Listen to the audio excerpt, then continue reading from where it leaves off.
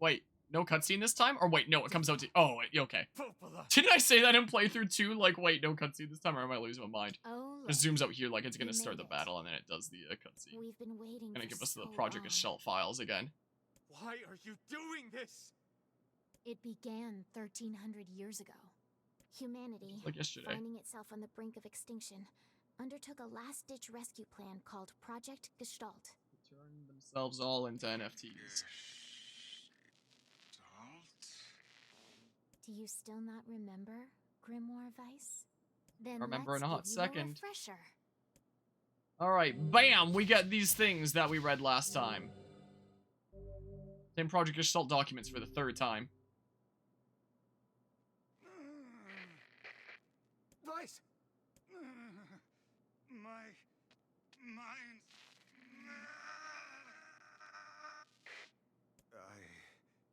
I remember. Devila. Popola. You are not human. In fact. Oh no. Yeah, sometimes the truth can be a real bitch. You want to finish that thought for him, sister?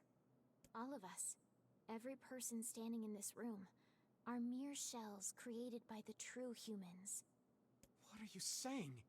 I moved my camera during this, I didn't even You realize. still don't get it? You aren't human. So then humans, I mean the true humans, are extinct? No. They still live on. You know them as shades. Each shade is a twisted remnant of what was once a human being. Crazy, huh? Now let's skip the part where you stand there with your mouths agape and just get down to business. Wait. Sorry, but we're gonna be needing that shell of yours. The rightful owner has been waiting for a very long time. Please don't be angry with us. We are only doing our duty. Our endless existences have a single purpose: to control the lives of others in accordance with the will of the true humans.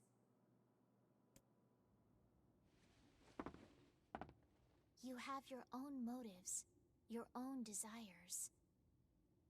And we have ours. I fear it really is just that simple. Don't speak such foolishness.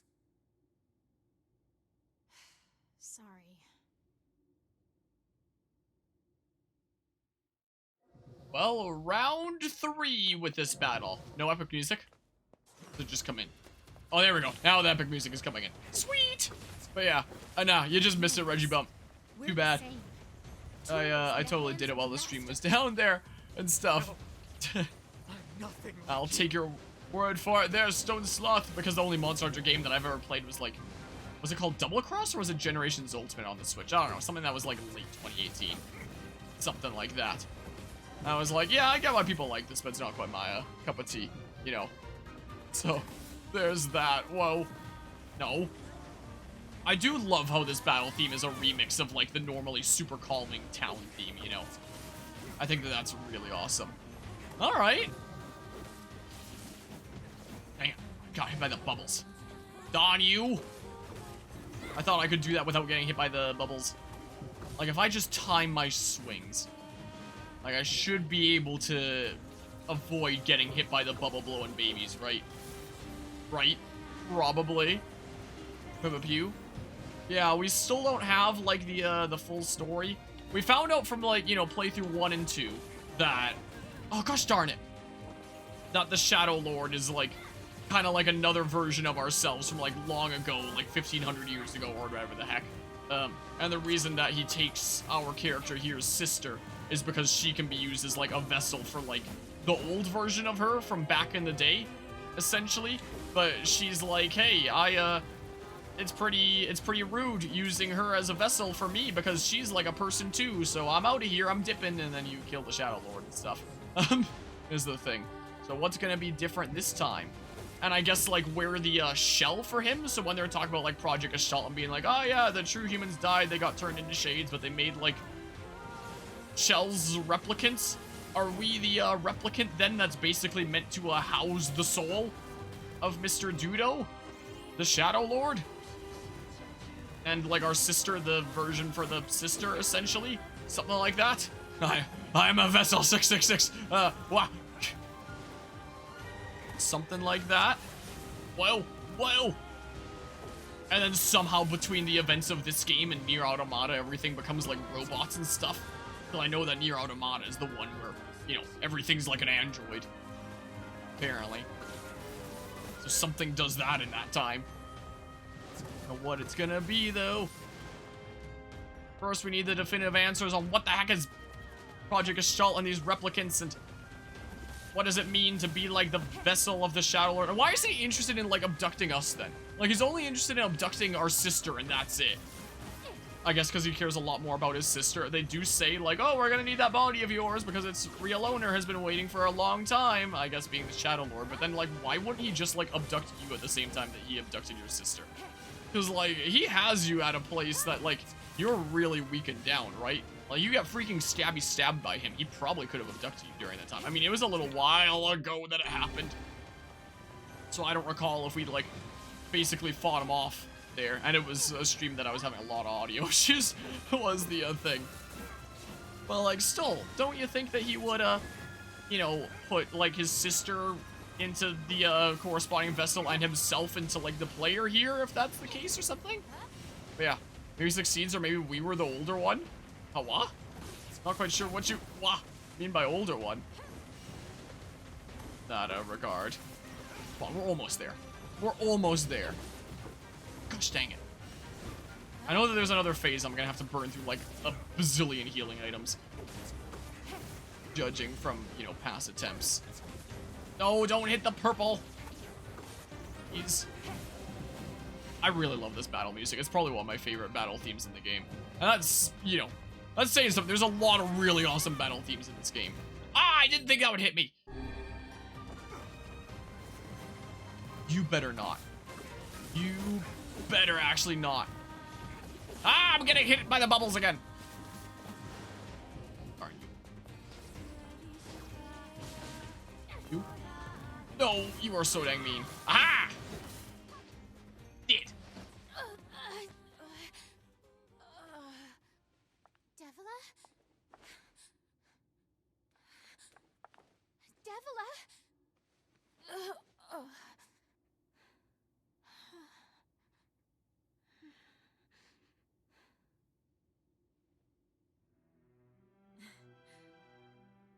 Popola, are you crying? No, don't die. You know, Popola, I understand now why we're twins. It's because we were born without souls. Devila, I can't stop the bleeding. Oh God, I can't stop it. This world is too lonely for one without a soul. There's too much emptiness.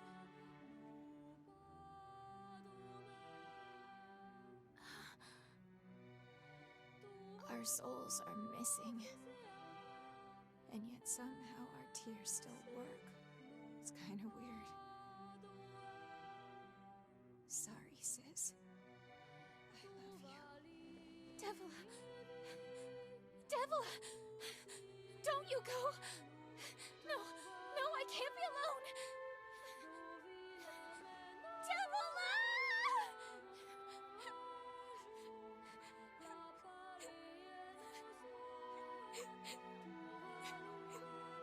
Popola. Let's stop this now.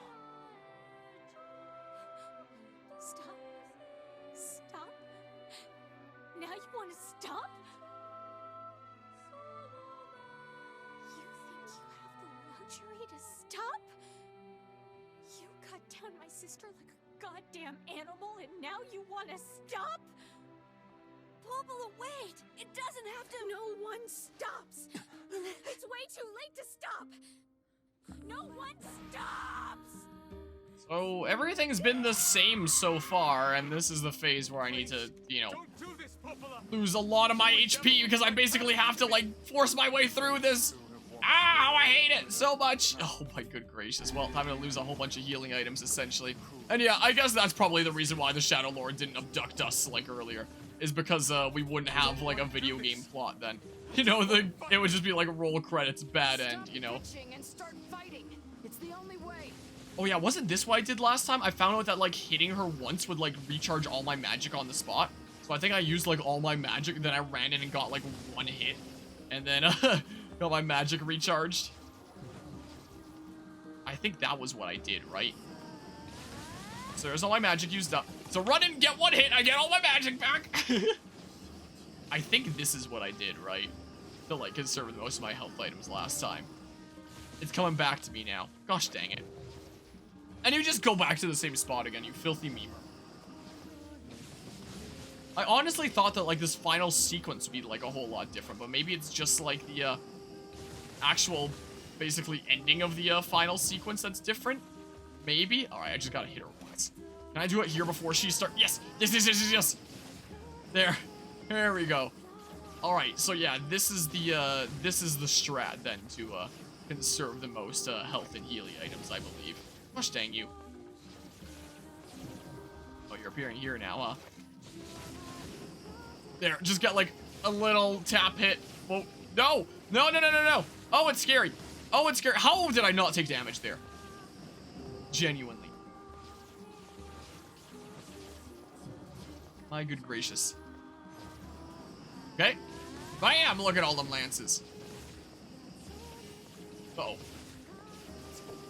Get a hit! I'm out of here! Just need to get those hits that recharge my magic, you know? That's all I gotta do. Yeah, so I believe it was just, like, pushing through with, like, melee attacks was the strat in playthrough 1. And then it was in the second playthrough that I realized that, like, getting a single melee hit would recharge my magic. Ow, I didn't see that, honestly. Oh, it needs to be while her shields aren't up. I guess. That one hit while her shields were up didn't seem to count. Ow! Ah! Oh, it's so scary, man. Many, many smackaroos. Oh, how I hate it. Oh, how I hate it so much. So much bullet hell. Darn your shield. Alright. Oh, that one hit is all I needed.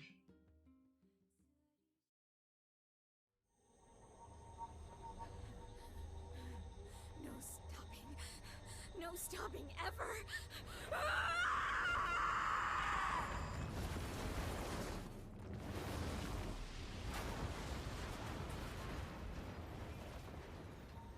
The bridge! Blast!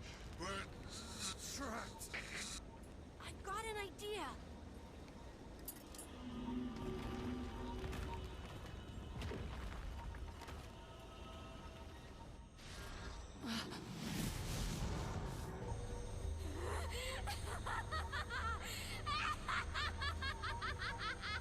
I fear we're done for.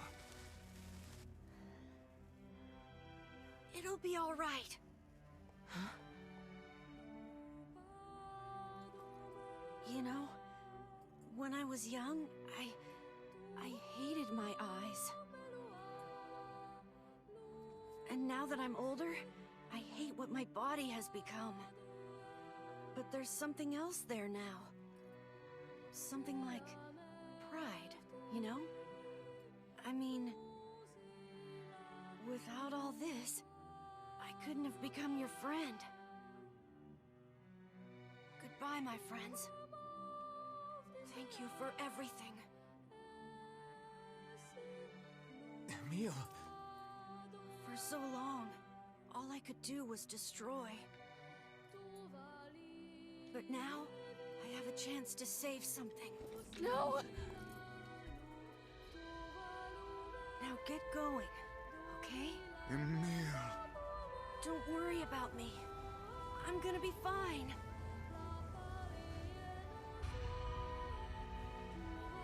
Emil! Emil! Emil, you jackass, get back here!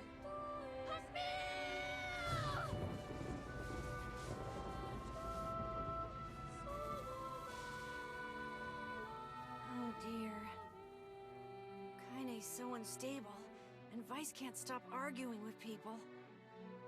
I hope they can hold it together once I'm gone. Well, I guess they'll just have to learn.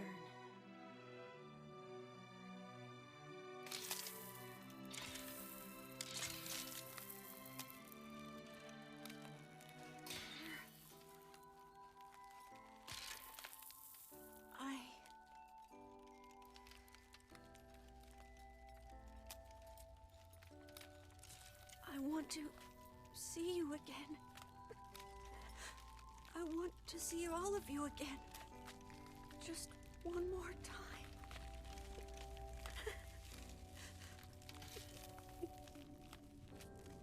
I'm scared. I don't want to die.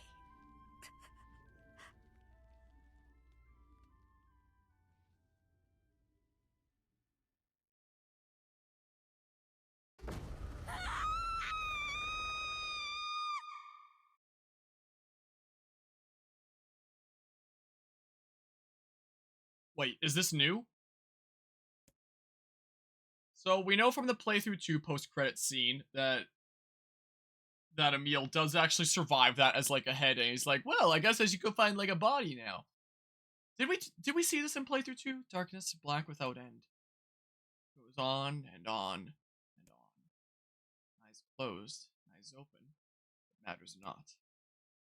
Dark is joined by a mysterious sensation, one created by the mingling of blissful sleep with the unease of a terrible, never-ending cold.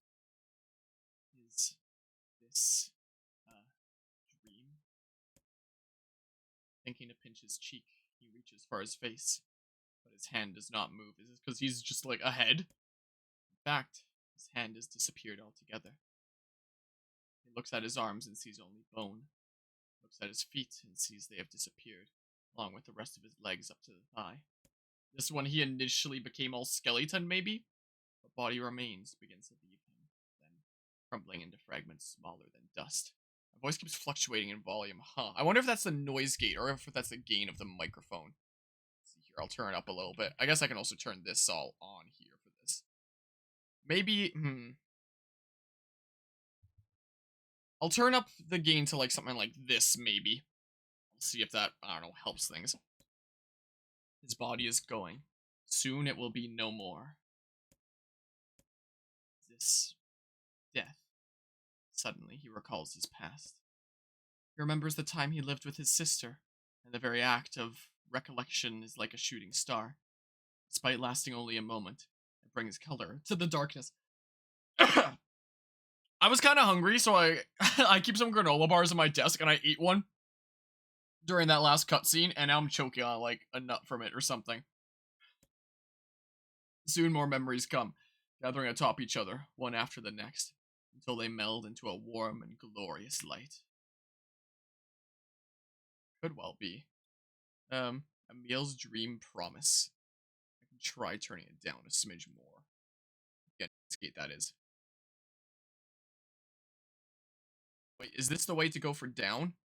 I think it is, right? Yeah. Because now it'll pick up the slightest of things, like...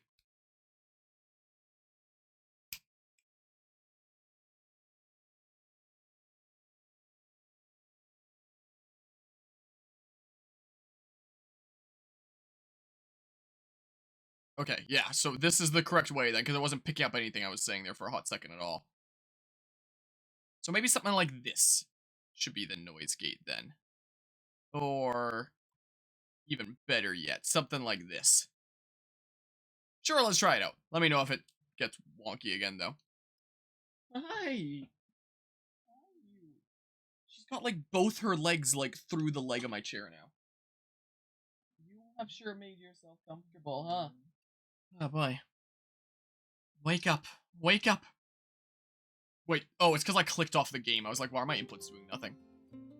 A set of covers are torn from the boy, leaving his eyelids exposed to the merciless sun. Okay, yeah, this is definitely new now. We're getting some more Emil lore here.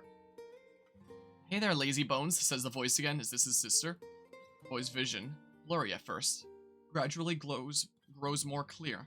Before him, her face aglow with a radiant smile. is his older twin sister, Halua. Morning, Halua. Don't look so cheery, but the teacher's gonna be here any minute. Halua grabs her brother and pulls him beneath the bed with her, where they wait with a host of dust bunnies for their instructor's arrival. The moment Emil starts to ask a question, Halua shushes him by placing a finger over his mouth. Oh, so this wasn't even in the original game then? Huh. Don't start. We agreed to this yesterday, remember? We're gonna jump out and give the teacher a scare of her life. After a few ticks of the clock, the door opens and a slight woman enters the room. Good morning, Halua. Good morning, Emil. Are you ready for... Are you ready to rumble? I'm sorry. Emil glances at his sister and sees her trying to stifle a laugh, which has the unfortunate effect of making a laugh rise in him. Then the dust bunnies decide to get in on the act, swirling up into their noses and causing the tricksters to sneeze in unison. Suddenly, the face of their teachers appears in the space between the bed and the floor. There you are, you scamps. This is your fault, says Halua. You ruined it by sneezing. Me? Cries a clearly wounded Emil. You sneeze just as loud. That's enough, both of you, says the teacher as she attempts to hide her amusement. Crawl out from under there and let me take your temperatures already. The pair happily shimmies out from their hiding place and stands before their teacher. She is a fair woman with a kind voice, one Emil will be happy to listen to for the rest of his life. In fact, he often thought that her waking him in the morning was his favorite part of the day. The teacher finds her seat, hunkers down, and lightly pats her leg, to which a happy Emil leaps into her lap. That's understandable there. Hope things are going well tonight, Ace of Flames. She then slides a chilly thermometer under hers. I can't word say. She then slides a chilly thermometer under his armpit, causing a shudder to race through his body. I'm sorry. Just be a brave boy for a little longer, alright? Emil used to hate having his temperature taken daily. The thermometer was just so darn cold. But he's become used to it after being in the facility for the past 2 years. His mother and father had perished in an accident many years before. He'd been told the facility they sent him to was simply a home for orphans such as himself, but he'd always had his doubts. After all, most orphanages wow, why do I struggle with that word? After all, most orphanages weren't staffed by doctors in white coats who held lessons involving the repeated asking of strange questions, nor did they attach wires to the bodies of their charges and force them to enter enormous boxes. The process is endless. The tests unceasing. And yet, Emil feels his teacher somehow floats above it all. She would talk to him about everyday problems, read him books, and even share a meal when time permitted. Okie doke, appreciate you stopping by and hanging out, Crystal. I hope you have an awesome rest of the night there. She is the closest thing he has to a mother, which we've heard about a little bit in that one Manor quest line. Both their temperatures taken, Emil and Halua once again choke on little bits of that granola bar from earlier. Oh my goodness, wait for breakfast there. But something is different this day. Their teacher is strange, somehow. Off. Emil, she says quietly, do you remember what day this is? Emil looks over to his sister and sees her staring at him with an enormous grin. Nuh-uh, she says. You gotta figure it out yourself. But despite his best efforts, Emil comes up empty. I'm sorry, ma'am, he says at last. I just don't know. With a smile, the teacher reaches into the pocket of her white coat and withdraws a small package. This is the Glitter Bomb 6.0 by Mark Rober. It is a bag, neatly closed with string and tied at the top with a bright red ribbon. Happy birthday, Emil, she says. In fact, happy birthday to the both of you. Oh, thank you, cries Emil. Can I open it? Of course, replies his teacher. I'm afraid it's nothing so special, but I do hope you enjoy it regardless. Emil carefully unties the ribbon and opens the bag to reveal a small pile of cookies. They are the same snacks they always received in the facility, but the fact that they come from his teacher makes them somehow special. As a gasp escapes his mouth, his sister can't help giggling beside him, her eyes fixated on the bright red ribbon all the while. What? No text here? Also, by the way, on that front, Ace of Flames, you prefer that or Dom in terms of, like, me referring to? Because I'm fairly certain I continued saying Dom for a while, but then I just got, like, more used to saying, like, username. But, you know.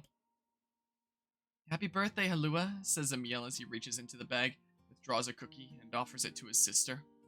Needing no further encouragement, the girl crams the cookie into her mouth and swallows it in 2 bites. Happy birthday to you too, Emil. Then, as though remembering something, she leaps up and runs to the small chest of drawers the two of them share. After forcing open a stubborn drawer, she pulls out a single sheet of paper hidden under a white coat and runs it back to her brother. "Here's your present," she says, thrusting the paper at him with a slightly embarrassed look. When he glances down, he sees the words "Happy Birthday, Emil," scrawled in a shaky child's hand, along with a picture of a generously colored person who had clearly been created from every crayon in the box. That was me. Unable to stop himself, Emil wraps his sister in a massive hug. "Thank you," he whispers as she returns the embrace just as tightly. "I'll make sure to draw you on our next birthday, okay?" My sister was there. Okay, gotcha there. My sister was there. The teacher was there. It was my birthday. I thought I could never be happier. I'm glad Halua's drawing is the last thing I'll remember. I sense a deep and perfect darkness descending over my eyes, and I realize my time has come. I'm so terribly cold. As I try desperately to remember what it felt like to be embraced, I wonder if this horrible face is all that's left of me. Halua, I'm sorry. I couldn't keep my promise. I'm sorry. I'm so sorry. But I'm... I don't know if my mic picked that up. I'm counting. I'm coming to join you now. Just hold on.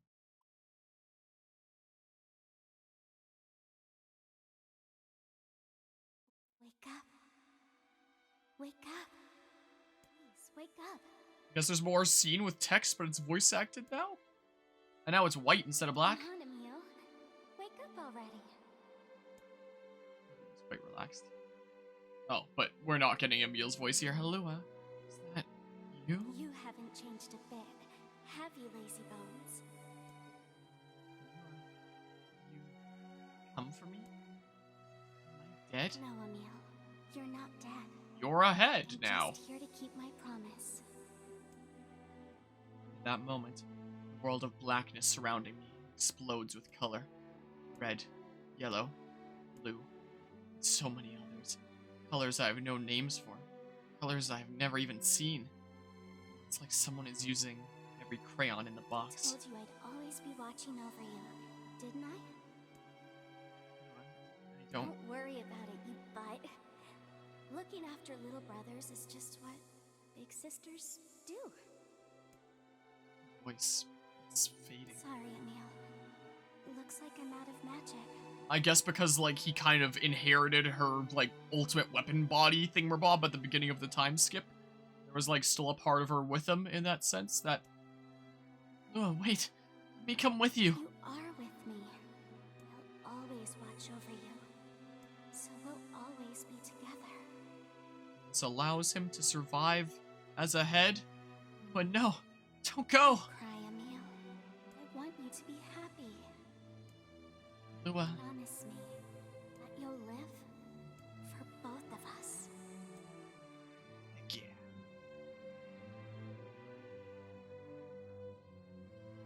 Darkness enveloping me flows away, replaced by a brilliant blue sky.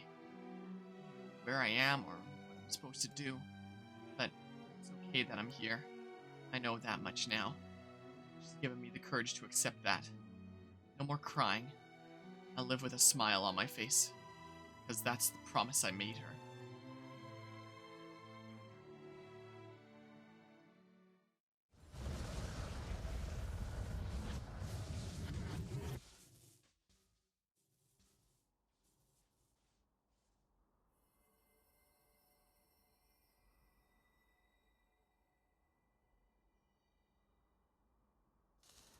Deleted. Except for the head and staff, I guess. There's the staff and the head goes to the desert, right?